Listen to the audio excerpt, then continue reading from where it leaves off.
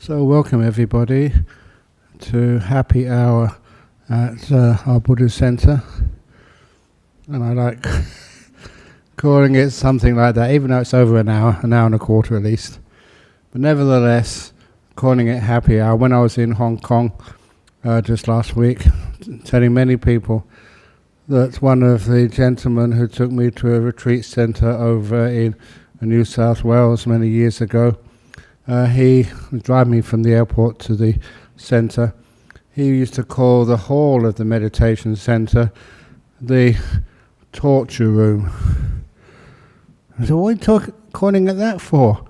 Because he thought in those days he had to sit up straight, he had to be peaceful, he couldn't move any of his legs or anything once he started sitting down.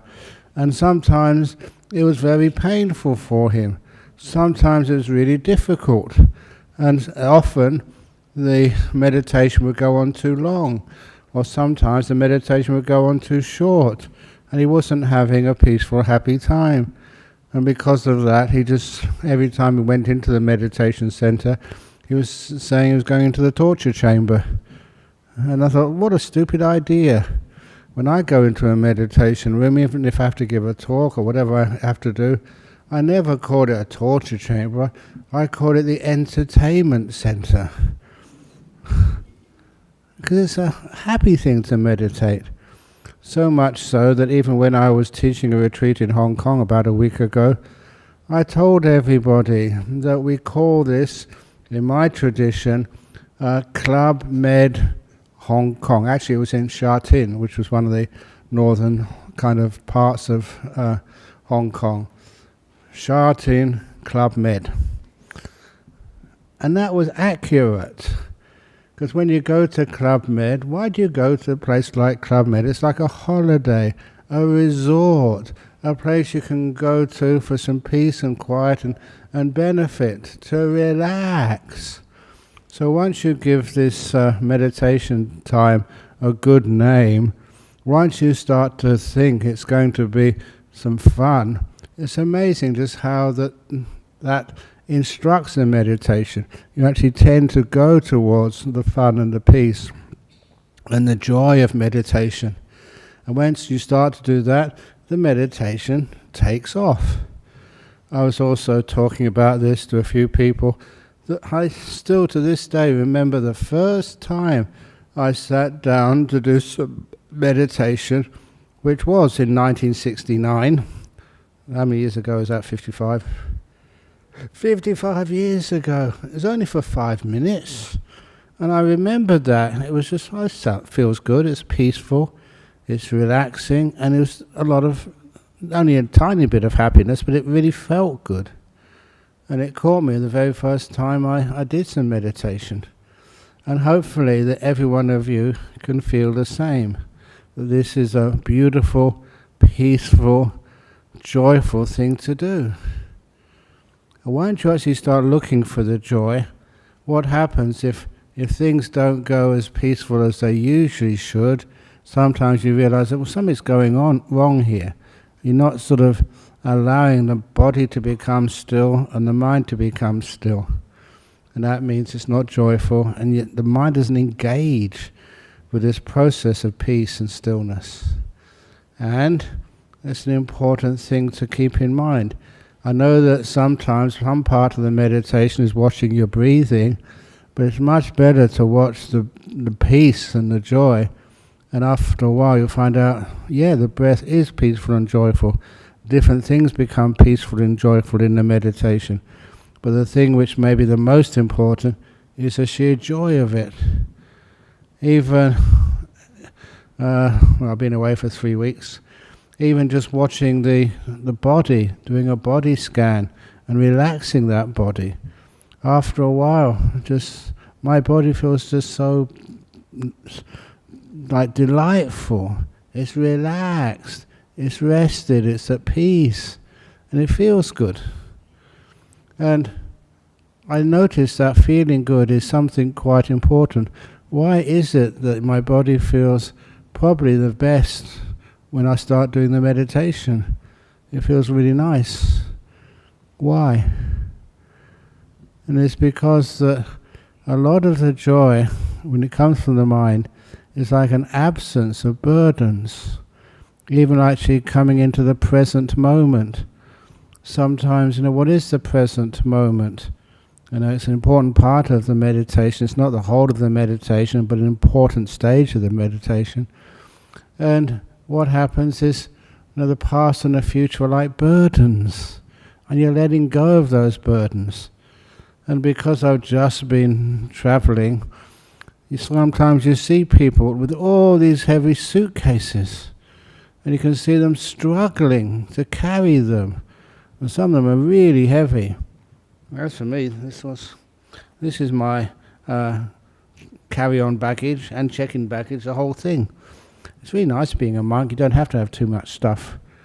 So whenever I go through the customs, they always ask me, "Where's your baggage?" It's okay in Perth Airport because they know me. And over here, so this is it. And that's true. Anyone who's met me at the airport, this is all you carry. But anyway, because it's nice and light. I'm not a lazy monk. I'm a monk who knows, why do you carry so much stuff? When you only carry a small amount of stuff, life is much easier. That's like the past and the future. The past to me is this really heavy burden, which is not necessary, especially not during meditation. And the future is another heavy burden, which ain't necessary, especially during meditation. When you let those two heavy burdens down, and you feel safe about putting them down, you feel light.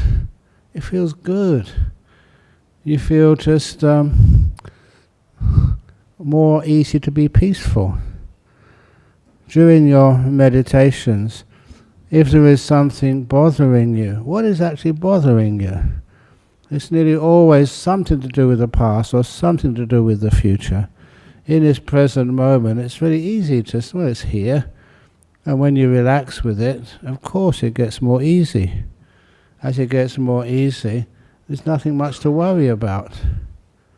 When there's nothing much to worry about, it means your burdens in your mind get less and less and less. And that is one of the reasons for joy coming up. You feel free. You don't have to carry things around. So you don't get so tired in your life. Now, because I do go traveling, and sometimes you do sort of have jet lags, and just even traveling is very tiring. And sometimes that when you feel tired, I notice it's more difficult, to be sharp and bright and full of energy. It still can be done, you know how to do it eventually. But nevertheless, I can understand why when people are tired, worn out, it's much harder to be peaceful in meditation. But if you can learn how to relax, be at peace, have no worries at all about past or future, come in this moment and just enjoy being here. And it's once you are here, not being so concerned of what this is like being here, but your relationship to what is happening right now, making peace with it, being kind, being gentle, then you find that it's much easier to get this happiness in meditation. That happiness, eventually, the mind wants to stay there. You don't force the mind to meditate, you let the mind meditate. It's a natural process. And then the mind does become really peaceful all by itself, and people get surprised how easy it is to meditate. When I say easy to meditate, you don't put forth any effort or will. All that effort or will just kind of gets vanished, disappears. You're just sitting here, just enjoying this moment. As I told many people, over in a place like Hong Kong, they don't watch like AFL like they do in Australia. They watch like soccer. And I said, when you watch a soccer match, how long does it last for? And I think it's about an hour and a hour. Yeah, no, it was an hour and a half, I think. But anyway, do you have to force yourself to watch the soccer match? Do you have to say, I've got to watch the soccer match and I must not move, I must concentrate, concentrate, concentrate? You don't have to concentrate. It satisfies your mind, gives enjoyment. And sometimes, you may have seen this when somebody's watching a movie or watching a sports match they really like. A lot of time, you find it may be your husband. You say, darling, it's time for dinner. And they're not ignoring you. They just can't hear you. They're focused on the football match. Or your wife may be watching a movie. They're focused on the movie. They just can't hear you when you say, look, the dinner, this evening's dinner, it's smoking in the oven, it's burning, there's flames coming out. I'm exaggerating, but they can't hear you. Because what they're focused on, what is actually drawing their mind in to that movie, it's just they're really enjoying it. It's the same with meditation. You get so peaceful that it becomes joyful, and you don't have to force the mind to stay there. It becomes a natural place of really deep relaxation, and the body and the mind just refuses to move. It's having some peace. So that's how our meditation works. And hopefully each one of you can understand that. After a while you're sitting in, it becomes peaceful and still and joyful. Why would you want to move? And the most peaceful, joyful meditations you experience, hopefully you notice you never made that happen. You let it happen. Allowed it to grow deeper and deeper and deeper until it became very, very still. And the stillness has a natural feeling of joy and peace and ease.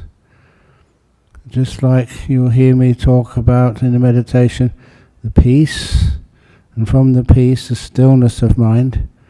In the stillness, it's just hardly any thoughts happen. You don't need to describe anything. You just know without giving things a name. And that silent awareness becomes so beautiful. And you get surprised at how wonderful everything starts to feel when you don't keep giving it names and judging it and putting it into boxes and categories. So this is how the meditation works. And my job is not just to talk about it for you, but to lead you into it. So it becomes so peaceful, so still, and you realize that what I'm saying is perfectly correct. And this is the way to have some very peaceful and easy and joyful meditations. So now, I'm going to start in a few moments. I should announce, as always, if there's anybody here come for the introduction to meditation, that class is being held in the room to my right. I was just talking to the teacher, Ronnie, earlier, and she said she only had 4 people going in there today so far. Hopefully she's got some more by now. So if any of you, out of compassion, wish to go and see poor Ronnie. Anyway, no, if this is where you think you belong, great. The only difference is in the intro to meditation, we usually just do like shorter meditations. Here we do a meditation for 45 minutes. So hopefully you can do that without any problem.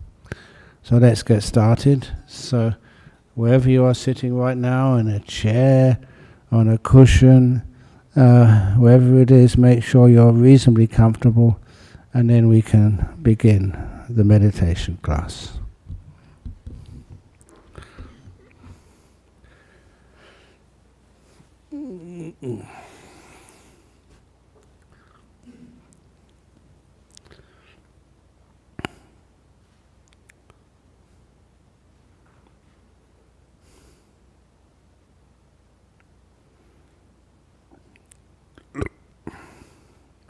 The first thing to do, as usual, is just close your eyes. And with your eyes closed, see if you can become aware of your bodily posture, how you're sitting, what position is your body in right now.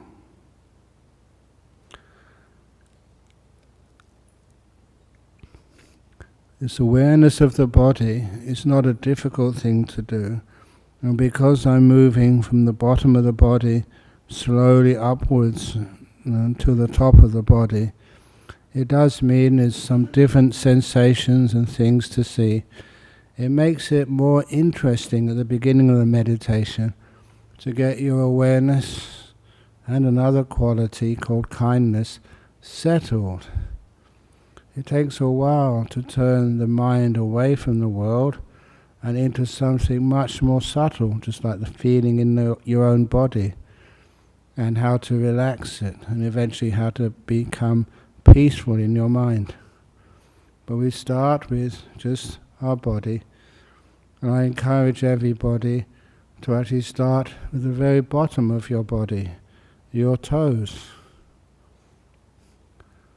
And so in order to do this, you ask your toes, how are you?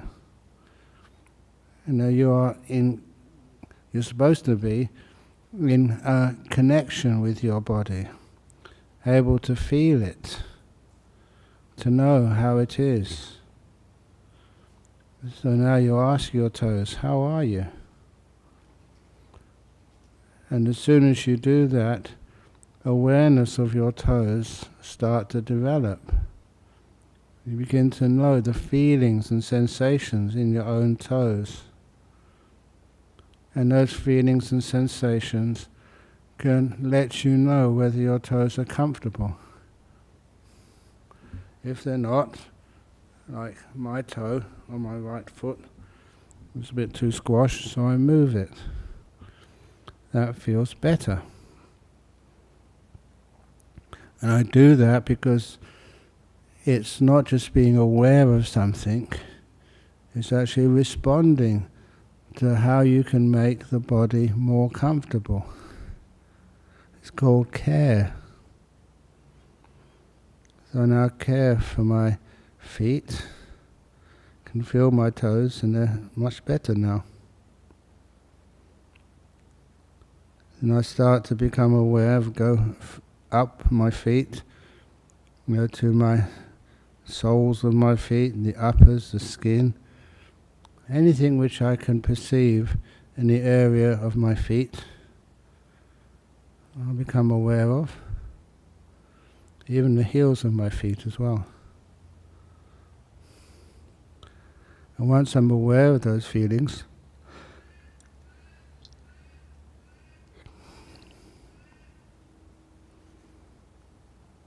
I'm kind to them.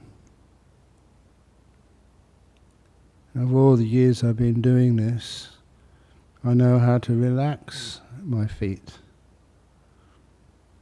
And it's not by adjusting their position, just by giving them kindness and letting them, the only way to describe it is like expand, release any tightness, undo any tension, loosen anything which is being stretched, releasing any part which is being squashed. So the whole of each feet feel like they're not being pushed or stretched, they can relax. It's like soaking your feet in a hot bath. So there's no pressure on your feet or no tension on them. They become nice and loose and at ease. These are metaphors for the state of relaxation kindness can produce in your own feet. And once my feet are as relaxed as I can possibly make them, then I move up to my ankles. Many people sprain their ankles, injure their ankles. Maybe you haven't sprained them or injured them for a while, but there may still be some damage there. Sometimes you've fallen over, fallen off a motorbike or off a ladder. So now you can feel those ankles, and you can relax all the parts of those two ankles. Exactly what I'm doing now. And you can sometimes be surprised at how much you can feel in that part of your body. How sensitive that part of the body becomes. And how delightful it can feel once it's fully relaxed.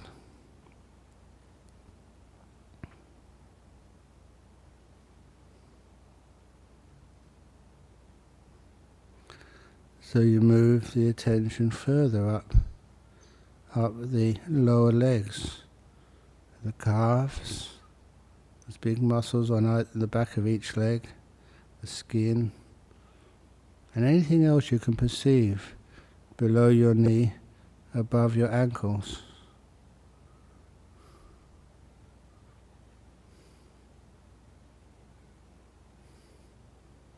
That's what I'm perceiving now.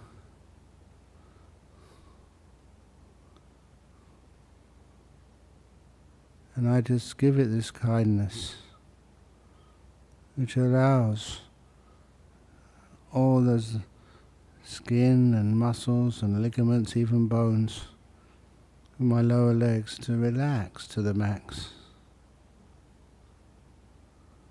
I can honestly feel them relaxing. I sometimes imagine that they're sinking deeper and deeper and deeper into the cushion.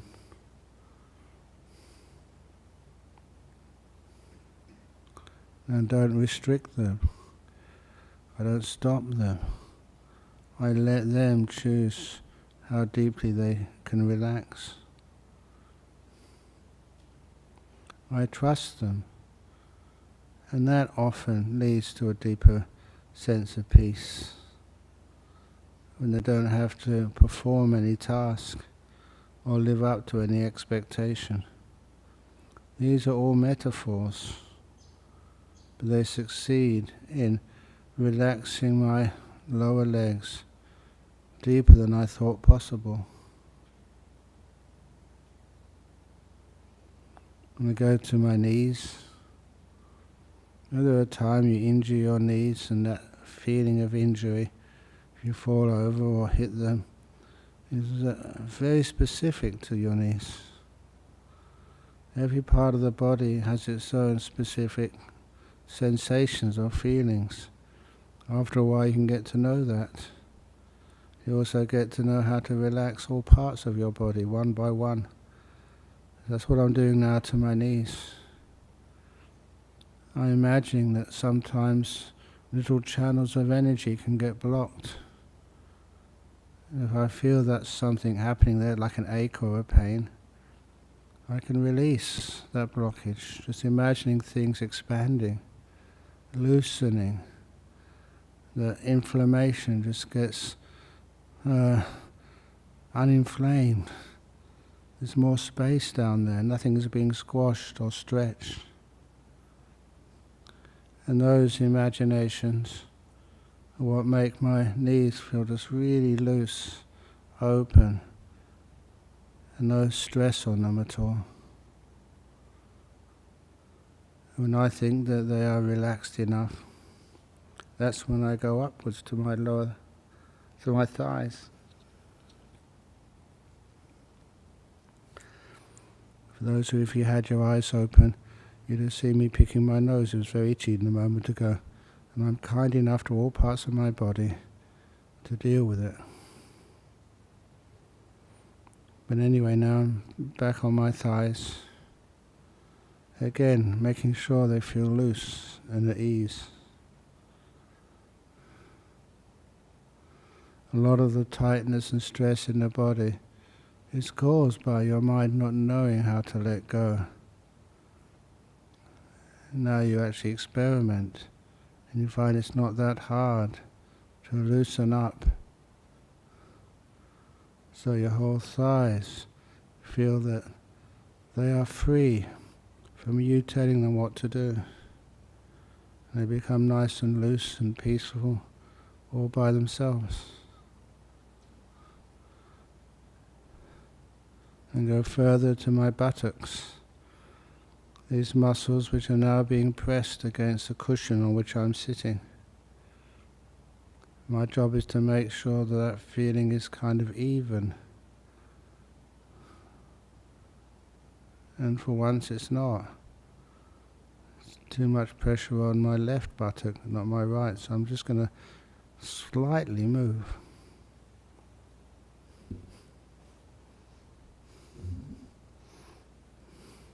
Oh wow, no, it's too much on the right.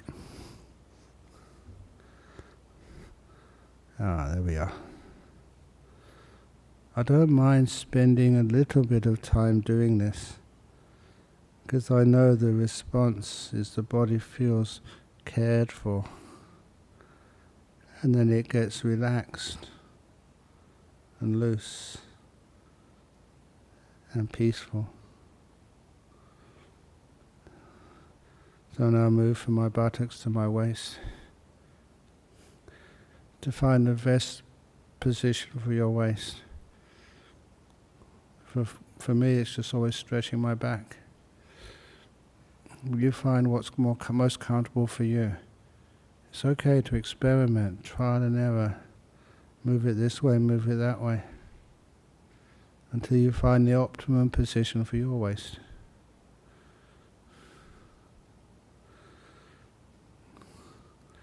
And then I, inch by inch, scan my body from the bottom of the torso to the top. Go through my digestive tract first of all. Just scanning it. Going further and further upwards. As I scan my torso, if I come across any place which is tense or sore, I would pause there and find out what's going on.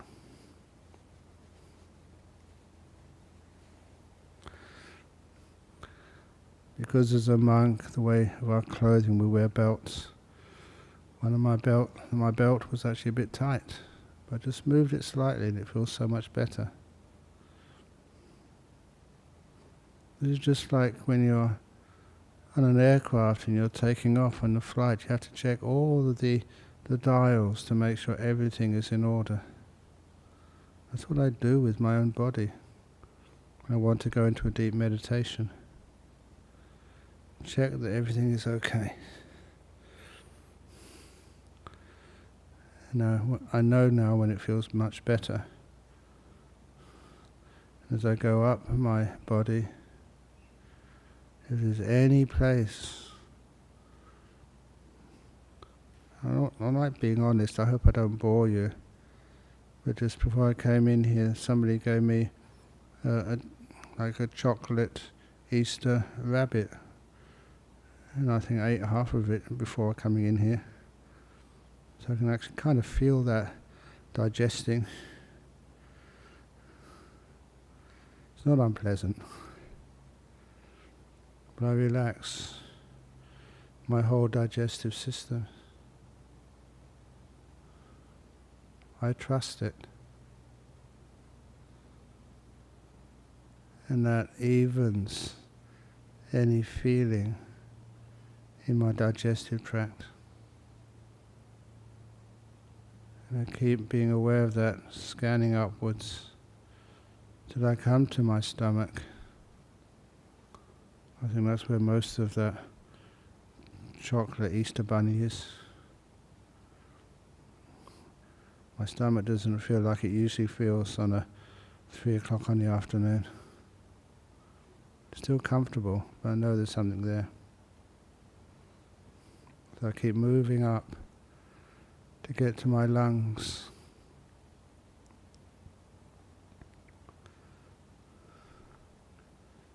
And just relax my lungs. I trust them to breathe in as much as they need, to breathe out as they need. I don't force or criticize. I'm kind. And that eases up the whole process of breathing. It allows me to move further up to my heart region. If there's any tightness or tension there, I'll just be kind to it. Imagine I'm just stroking it, easing it, making peace with it. And everything relaxes. Now move further up my body to my shoulders. Oh goodness, they're tight. So I'm now going to relax those shoulders.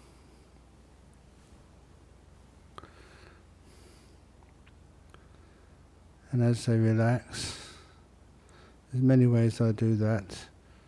But one of the ways is just imagining those shoulders are just two bunches of threads on either side of the spine, and they're being stretched. And I imagine that little invisible demons are stretching them. I allow them to let go on both ends. So those muscles become loose, at ease, no tightness on them anymore. And they feel relaxed now.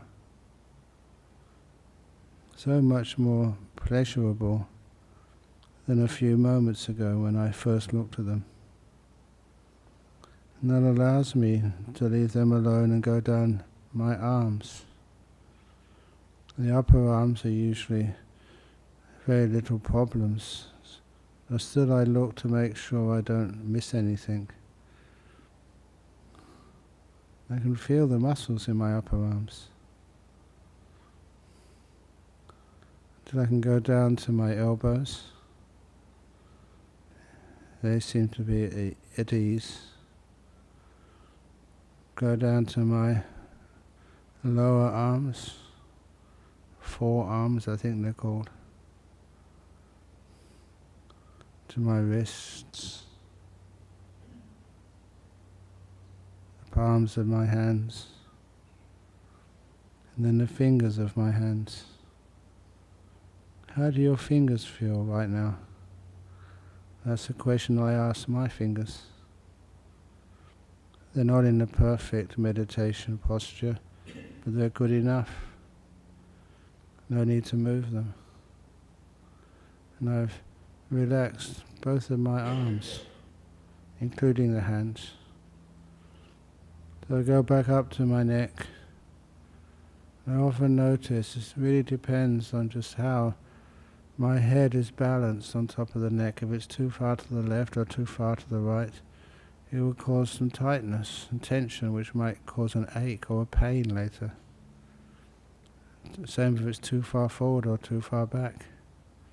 But for me, too far to the left or too far to the right is more sensitive, so I make sure that is okay first. And then find the optimum position for my head. Too high up, too far to the back, then it's going to wake. Too far forward, and it usually sends me to sleep. So I want to find just the right position. And once you can feel that, then you can leave those neck muscles alone. And lastly, as you know, I start to experience the sensations around my eyes, my nose or my mouth. After a while you can feel these sensations, experiences there. And the ones I'm looking out for, if they're tight, stretched, or squashed, I want them to be loose and relaxed. And soon you get to know the feelings in your face and how to relax them. When you do relax them, the cause of that tightness in your face, the anger, the fear, the negativity that's seen, and you can uncause that tightness. Just relax, and by doing that you find things like fear or anger, jealousy, depression, the feelings that creates in your face get dispelled, and your face relaxes.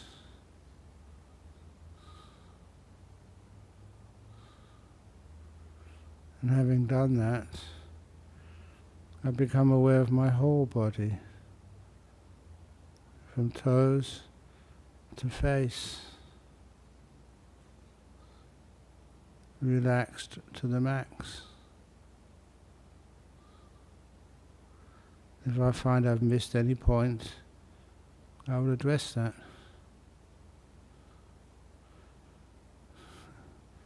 But even now, my body is so relaxed. That's how it feels, honestly. You start to get the feeling of pleasure, delight, of relaxation. My body feels good. The kindness has worked. And I know with a body this relaxed, that when I go deep in my meditation, the body won't disturb me. I can focus on my mind, and my body will just drift off into the background. So that's what I do. To start with, I focus on peace. How peaceful is my mind?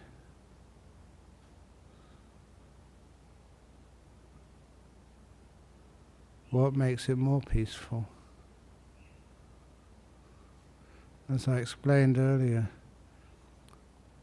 just not being concerned with the past, just one heavy suitcase which one keeps carrying around with you. And certainly in meditation you can put that down. Put it down on the ground. It's safe. The suitcase with all of your plans and fears and anxieties of the future, you put that down too.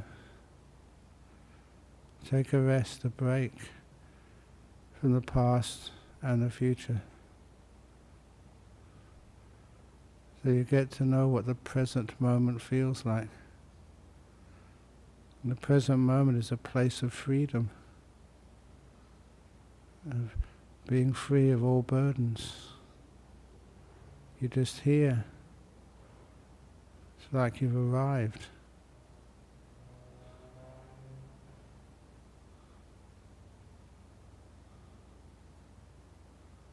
You're not trying to get rid of anything. If you are, you've just lost the present moment. You're not trying to get anything. Again, getting something is about the future. Just being here, really being here, means you're free of so much burden and tension, which stops you enjoying the meditation. And you can feel what peace is like. You're experiencing it for yourself. The peace has many levels. Hopefully the peace is growing deeper and stronger, more beautiful, more delightful. When that peace gets delightful enough, automatically you won't want to give names to anything, to think, to say. It's where the silence takes over. Later on in the silence, things like breath, things like nimittas, and deeper meditations, they come up naturally. And they're powerful and safe. But now again my mind just does not want to say anything. It's getting silent. So I'll be quiet now. When I speak again, it'll be close to the end of the meditation.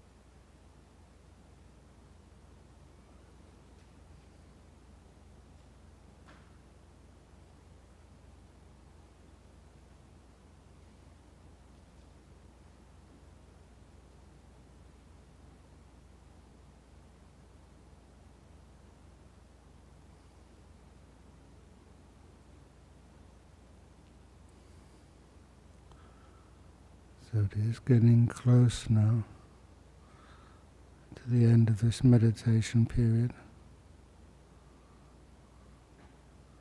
How do you feel? How peaceful are you? And what does peaceful, the experience of peaceful, feel like?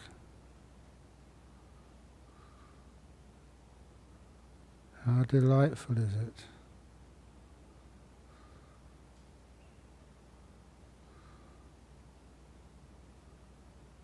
As you start to slowly come out from your meditation, how does your body feel?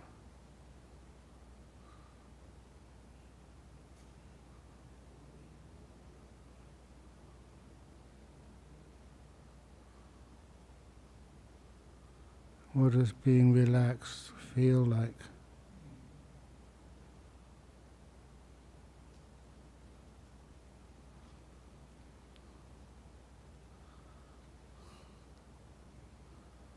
I will now ring the gong 3 times. When the gong starts sounding for the 3rd time, it's a sign to come out from the meditation.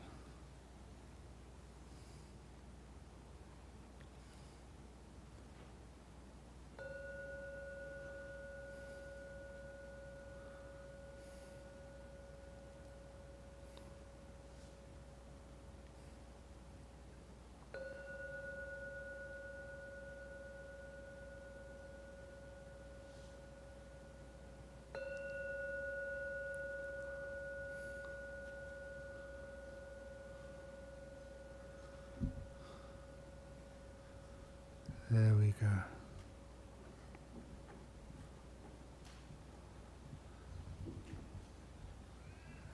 45 minutes of meditation. And usually it's not good anyway to try and think up questions when the mind is nice and quiet. So we have some meditations, some questions from overseas. Good, yes.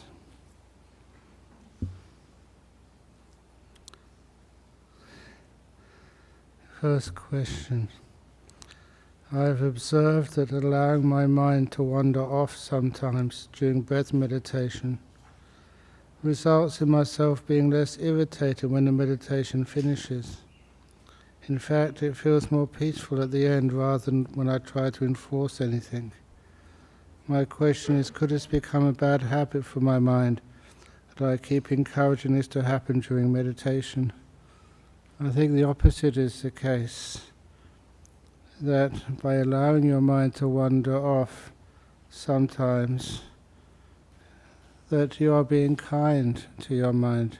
The mind will come back again and stay with the quietness, the peace or the breath.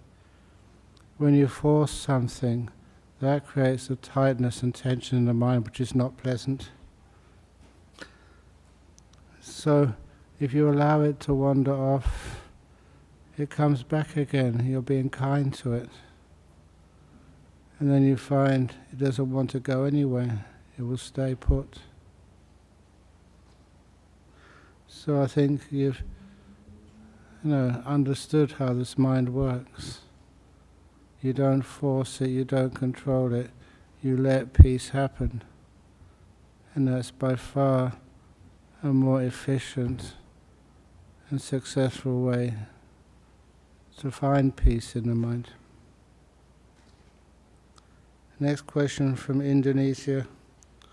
I sometimes still find it sleepy when meditating, although I have slept enough. And some other times the mind is too busy thinking. How do I separate them? Sometimes it's not whether you feel that you slept enough, it's just how the body feels. And sometimes we assume we've slept enough, but we haven't. And after a while, it's not just how much you slept, but also just other causes.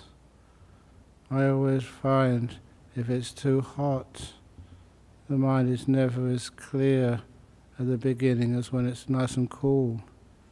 I found that out just in the early years in Thailand. Sort of meditating in the forests, which were very humid and uncomfortable, that did cause me to be sleepy. And all that happened once was having to do visas in Bangkok. I managed to be able to sit in the mornings in an air-conditioned room, and there was no sleepiness there at all. So sometimes there's many causes for sleepiness. But one thing is, please don't fight it. There's always some degree of mindfulness there when you're sleepy. Just like when somebody is drunk and trying to find their way home, they have enough mindfulness to get home. I don't know how, but they do. You always have a little bit of mindfulness, and if you just stay with that sleepiness and just understand it, and after a while the energy comes back to you, and you just wake up and have a very clear mind. And the mind is too busy thinking. That means you've lost the present moment. And you're off and just worrying about the future or the past. That's what one thinks about. And after a while you find it's much more pleasurable just to be in this moment, just to be here. And later on, if you've got some important decisions to make them after the meditation is finished. When the mind is peaceful, when the mind is clear and energized, then some of those problems are so easy to solve. Dear Ajahn Brahm, the next question is from Sri Lanka. How to go beyond when you don't feel your breath during meditation? You can start by feeling your breath, but after a while the breath disappears. If you notice this the way how the Buddha taught breath meditation, that once you're aware of your breath, it gets very peaceful and very joyful. You're breathing in with some bliss coming up in your mind. And if that is how you meditate, the way the Buddha described it, that when the breath disappears, you're left with a feeling of joy. And that becomes your object of meditation. And it's a beautiful meditation. So you don't always have to be with your breathing. The breathing is a vehicle, like a car which you use to get here. And then once you're here, you don't need to use your car anymore. Your breath brings you to that state, the five senses almost disappearing, and the mind is just becoming bright. Once you're at that stage, the brightness of the mind, its beauty, is all you need, and you go much further with that. So anyway, those are some answers to those questions. So now I ask, is there any other questions you would like to ask?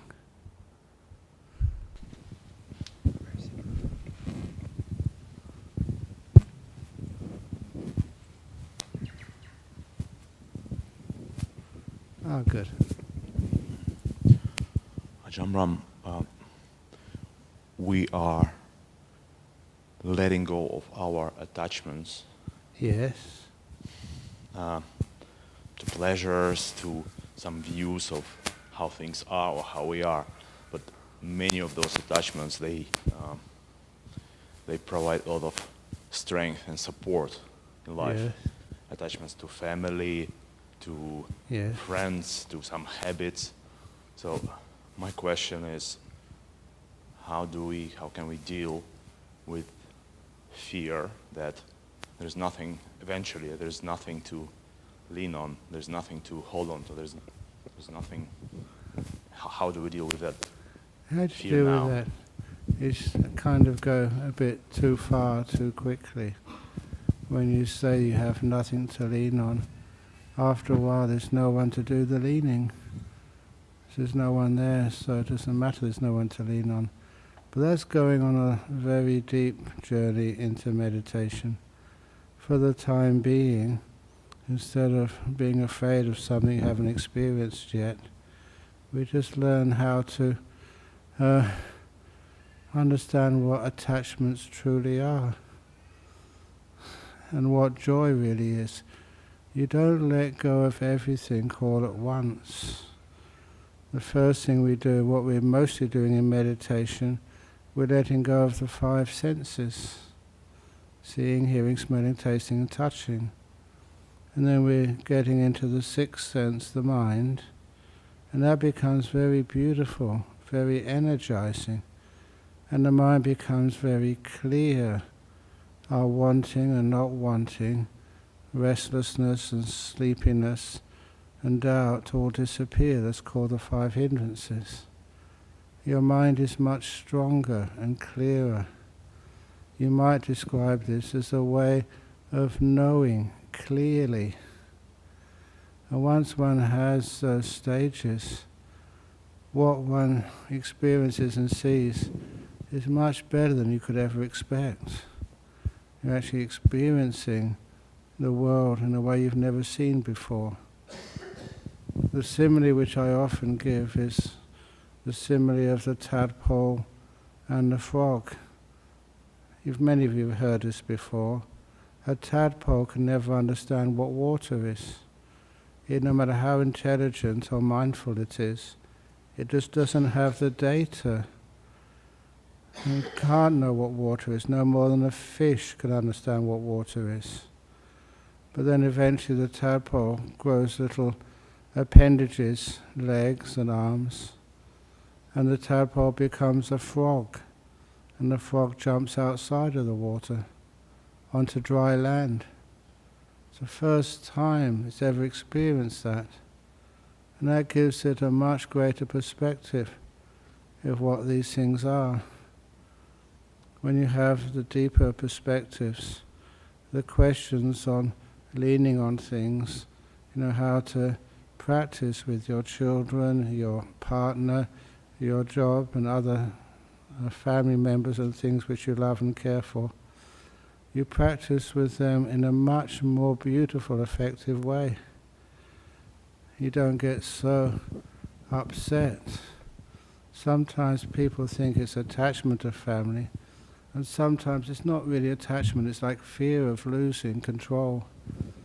And after a while one realizes you don't have to be afraid.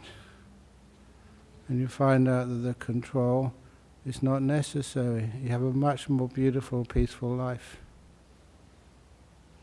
So life becomes better, never worse. And this is where you see this, because your wisdom grows. You understand more after you've experienced those very deep meditations. What I'm talking about here is, the things like the jhanas, the nimittas, which come up in your mind. Your mind becomes strong, strengthened, and what you thought this was what was really happening, you find the world is much more than that. You really start to get wisdom, but not what other people tell you, is what you see with a much more bright, clear mind. Does that make any sense to you?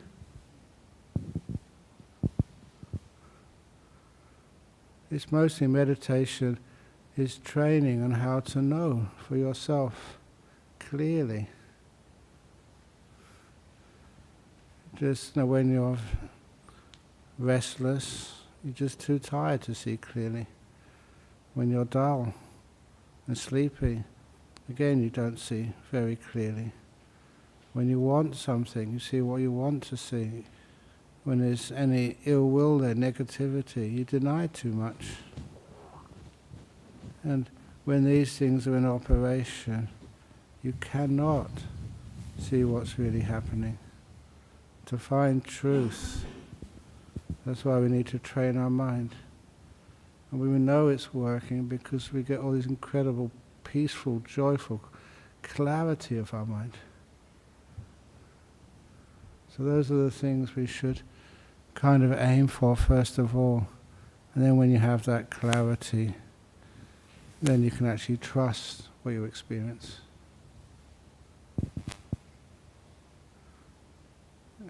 I know that sometimes, because I teach deeper in meditation on these talks, even things like rebirth, so many people say, oh, just what's the proof of rebirth? It's not like proof from getting evidence outside of yourself. It's just when the mind becomes really still and peaceful, you can see things, and they're true.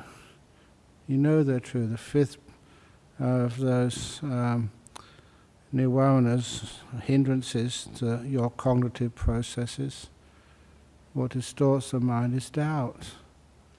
The weird thing about when you have a deep meditation, your sense of doubt disappears.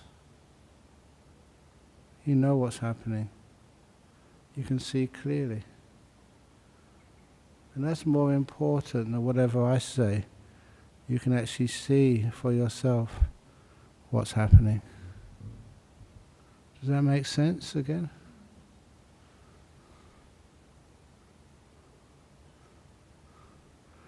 That's one of the lovely sayings of the Buddha. From the stillness of meditation, from there you can see things as they truly are. A simple simile is a simile of the lake up in the mountains. When the lake is still, there's no waves on the surface of that lake, because there's no wind. It's a windless evening. When that lake is perfectly still, and you sort of stand looking into that lake, then you can see the perfect reflection of the moon and the stars in the heavens above. If there's any movement in that lake, it distorts the image. You get a sort of not what's really a good reflection. The water has to be perfectly still to act as a mirror. That's like your mind has to be perfectly still to be able to see what's really going on. So that's why, meditation, the stillness, is the most important part of Buddhism, I would say.